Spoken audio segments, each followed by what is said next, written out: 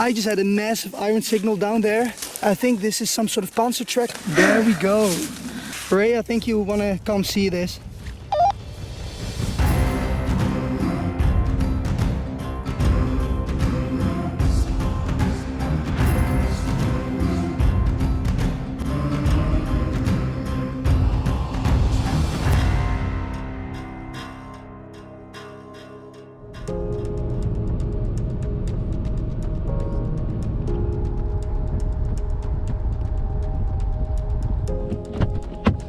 Good morning. Traveling by car only gets you so far, especially when you go to off-road and remote areas like we do. And that brings me to the sponsor of today's video. When you need to go the extra mile, you can really profit from additional ways to move around. WWII Bikes set me up with just the tool for that. Look at this e-bike. This is the WWII Zebra. What strikes out right away are the 26 by 4 inch fat tires with threads pattern on the surface. These wide tires provide increased traction, especially on loose or uneven surfaces, making it easier to navigate challenging terrain. Fat tires also help to absorb shock better, stabilize the bike and support more weight. Another great feature is the integrated 960 watt-hour battery, which gives you a range of up to 80 miles per charge. This is ideal for long distance rides. The Zebra has a powerful 750 watts rear hub motor, which means it can accelerate quickly, making it more fun to ride, easier to get up to speed and great to climb hills. The 7-speed gear shift system ensures a traveling speed between 15 to 30 miles an hour. With its payload capacity of 400 pounds, the WWII Zebra can hold much more weight than most bicycles. Also worth mentioning are the hydraulic brakes. These provide better stopping power than mechanical brakes, which means a shorter stopping distance and therefore a safer ride. To absorb the shock from uneven terrain, the front suspension fork has a lockout and adjustment function. This allows the rider to switch off and customize the suspension when riding on smooth or flat surfaces. You won't find any other high quality e-bikes with similar specifications in this price range. The WWII Zebra really guarantees value for money. Get up to $200 off now on your very own WWII Zebra. Simply click the link in the video description and apply my special discount code. From now on, I'll make sure to bring this e-bike on my remote journeys to make my life as a detectorist a bit easier. Also, my girlfriend Faye really has taken a liking to this e-bike. I might need to get myself a second one. Well, big thanks to WWII Bikes for setting me up with this awesome e-bike. Let's get on with the video. Welcome to another metal detecting World War II Battlegrounds adventure. This time we are on the Western Front in Germany. We're with a big group today, gonna swing those metal detectors around, see if we can find some World War II history and some stories that we can share with you from what happened here in the past. A lot went on here back in the day. So we've been at it maybe for 20-30 minutes and the first proper signal of the day is from Faye, and look at that, she has a coin there. She called me over the walkie and there. She asked me if I recognized it, and yes I do. There, as you can see, this is a French coin, and there on the bottom it says 1942. And I believe that this is an aluminum coin, so probably the aluminum color will... Oh. Yeah, that's what I thought. Yeah, just brush it up a little and you will see the original color again. And there we go, all nicely brushed up. See that aluminum color better. And 1942 is clear, 1 franc. So either a German or an American soldier brought this along his journey. So that coin has traveled quite a bit. It's a long way from home. And right after that coin, Matthias came walking over, wanted to show me his finds for the last couple minutes. So that's an American 50 caliber casing, those are always nice to find. And he found in a foxhole, he told me, a pencil. Probably a soldier was sitting down there writing a letter to his family. That's a really cool thought. You can see the sterling silver layer. This part belonged to it, like that. Nice one, man. As you can see, we're all gathered up because Raoul called me over the walkie. Told me he found a magazine. Wow, look at that. And it's still filled. It's an M1 carbine magazine. It's from America, American Army. Yeah, you can see these rounds very clearly still. I'm not sure how many rounds this contained, maybe 15 or something. But unfortunately this is live, so this is not something we're going to be taking with us. But it's a cool piece of history for sure. All of a sudden I heard a lot of noise, a lot of glass. And usually that means one thing. Dump it, and they did just find that. Well, it was my buddy Jeff actually. As you can see, there's a lot of glass bottles here, and he pulled out this beauty, something that has been on my list for a very long time. Coca-Cola, guys. With German writing. It says Schutzmarke Limonade, Coca-Cola, 0.2 liters.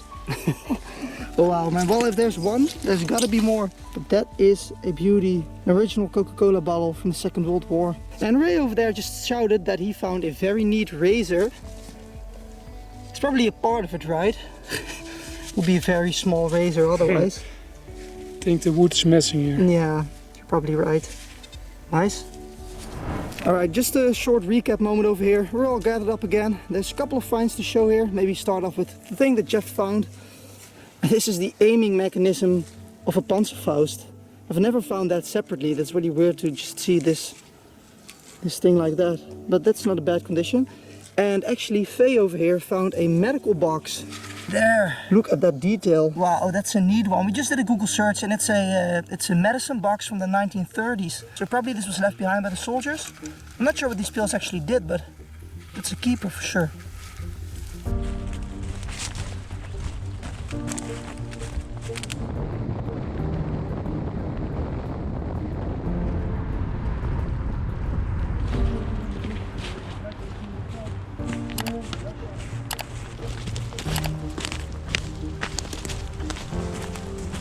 Good morning. It's the second part of this adventure. We're back in the woods. As you can see, it's a beautiful day. We're gonna try out the forests around this field, and let's hope history will share some moments today. My first signal of the day is a British 2-inch mortar. As you can see, and there's still quite a lot of green paint on there. So, very first signal of the day, and we gotta already mark the location so that the authorities can take care of this ammunition at the end of the day. But that's an interesting piece. I'm not gonna mess with it, I'm not gonna touch it. I'm just gonna bury it and mark the location. So Ray just called me over because he had a very deep signal. As you can see, right along this field here. I think he already discovered a little bit of what we're dealing with. Yeah, you do see a contour there. Yep. So what could be like a box or something? Yeah, this is an ammo box. This is all flat, right? Yeah, could be an ammo box. Right, there's movement there. Ray told me to come over. Do we still think it's an ammo box? No. No, I don't think so either. Looks like a really weird shovel.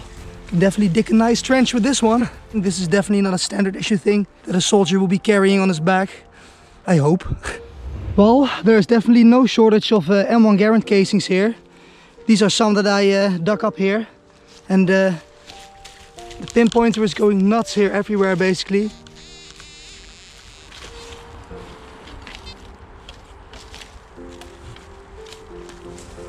There's a running trench going through here. And I am actually detecting this bit. And the very first signal I got here, I noticed something shiny, so I decided to grab my camera so we can do this together. Look at that piece, what is that? There's definitely some pattern on there, HK it says. When something comes out of the soil in this condition, it's probably silver. This is so shiny, there's flowers on there. I actually have no idea what this is, but there does seem to be a pin on the back here. This could be trench art. Maybe a soldier made this. I don't think this is a decoration or an award. Definitely this could be pinned on clothing, so it's a really interesting find. Alright, I think it's that time again. While Ray is busy there digging up ammunition, I had a very small high-pitched signal over here, and I just found a ring, guys. Look at this. I already dug it out, it's right here. It's a little bit flat and I had to look carefully, but this is actually a ring. I think maybe it's called a seal ring, I'm not sure what the English name is, but this here was a flat area that could contain a gem, or maybe there was some sort of pattern on here, maybe it was a memorial ring of some sort. Alright, so Faye just called me over, and I believe she's on her 4th signal right now. So I am not sure what they use this for. Maybe they use this to mark equipment. That they would like hammer this number into a surface, something like that. It's quite heavy actually. This turned out to be a tag for a beer keg, which dates back to the war period.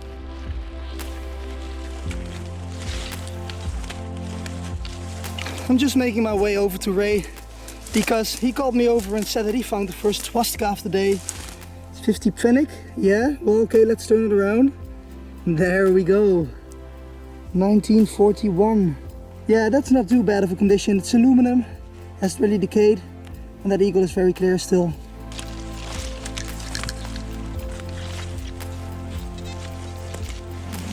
Alright, so I just had a massive iron signal down there.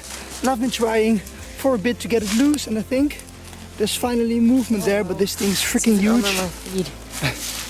I think this is some sort of panzer, maybe panzer track or panzer part, I'm not sure, like German armor. Let's see what Faye can do here. I'll try. Why don't you try to turn it around? Let's look at the.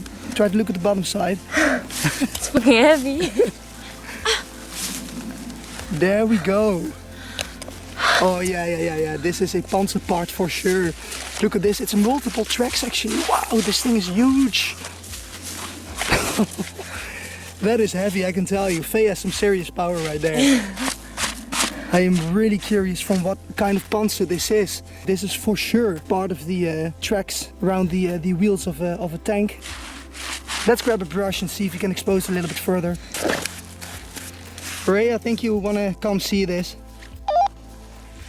Maybe this tank got blown to bits.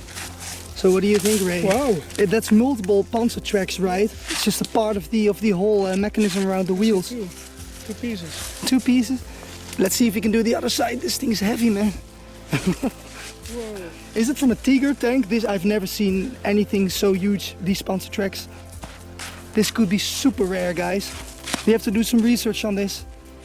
This is a special piece, I can tell you. Right, so we're just taking some photos here. This is an incredible piece. It's the biggest piece of panzer that I've ever found, I can tell you that. Just my foot for size comparison, and I don't have small feet, guys. That is huge. The Churchill was a British infantry tank used in the Second World War. It was one of the heaviest Allied tanks of the war, used all over the Western Front as well as North Africa. Throughout the war, a variety of models were produced to overcome previously experienced issues. One of the latest models is the Churchill Crocodile, which was a flame-throwing tank with a throwing range of about 100 meters. Petrol was used for this, which was sprayed by the projector and ignited by a spark plug. As you can imagine, the flamethrower was a powerful psychological weapon which was feared by the Germans. Yeah, we've definitely hit a hotspot here. There's just World War II finds everywhere here. Almost every 2 meters there's another signal. And I just dug up a German gas mask filter.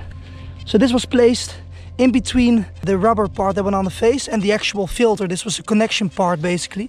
And there's usually some markings on there. Nice sign again of the activity that went on here. Alright, so I just made a pretty interesting discovery. And you can see some stuff over there, some stuff over here. And I pulled out this wallet and there's quite some writing there. And I think this is lipstick. Look at this. This actually says identity card, and I also pulled this out. Look, it says Red Cross, and this is actually Führerschein. This means driving license. The date of birth is 16th of April 1957. But look at these items, guys. This must have been from a woman, I think. This is perfume and this is lipstick. Yeah, well, there's a name here as well. It says Anneline or something. Annelene. Yeah, that's definitely a woman. But there's more stuff here. What is it? I am not sure what this is, but this is also maybe lipstick or something, or perfume. This is some sort of pouch. And there's a pen in there. Wow. Wow. Medicine. There's more here. There's more here. Renee, can you help me out? There's multiple things here. I mean, it's not World War II that we're after, but still, this is cool. I mean, somebody lost this here, right? I wonder what happened to Annelene. This is a makeup box, right? Mm-hmm. Yeah. Probably contains powder. Maybe, yeah, powder, or it could be a mirror also. It's good that we have a woman in our group, so she knows her things. Yves Rocher. There's more there. That's makeup. Yeah? This is definitely a powder. This brand still exists, actually. What do we have there? Soap dish. There's more stuff there, right?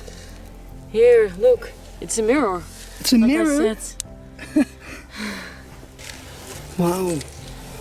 Red Cross card, driving's license from the 50s, guys. That is awesome. It's not from the war, but This is cream. cream. Looks pretty nasty though. You're right. It does look pretty nasty. Could be some kind of a makeup type of oil. Is this a metal or something? I don't know. Or brooch? Something on, huh? Oh, you need a copper brush. Let me give that to you here. Oh, this is exciting, guys. It's not from the war, but that's some sort of token, I believe. I think that she lost her whole bag here. Yeah, that's the remains of the bag, right? Oh wow, yeah, that was the purse. Yeah, you can open it. Wow, lady lost her whole purse here. What is this though?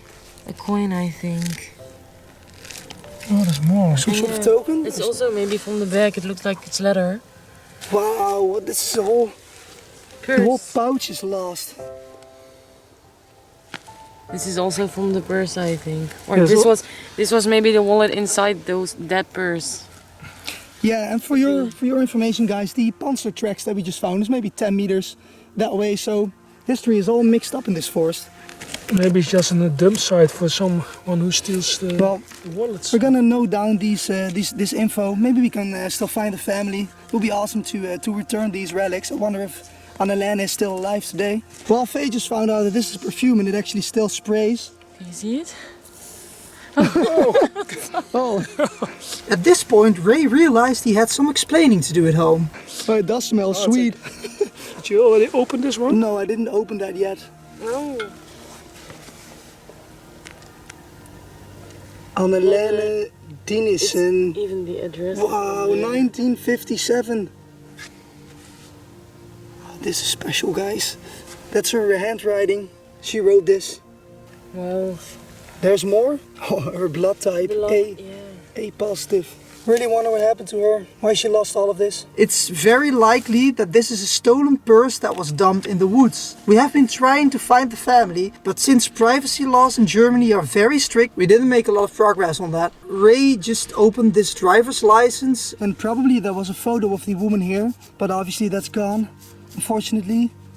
And Faye actually just brushed up this token thingy, and there was actually an animal on there. You can see the paws here, and this is its head.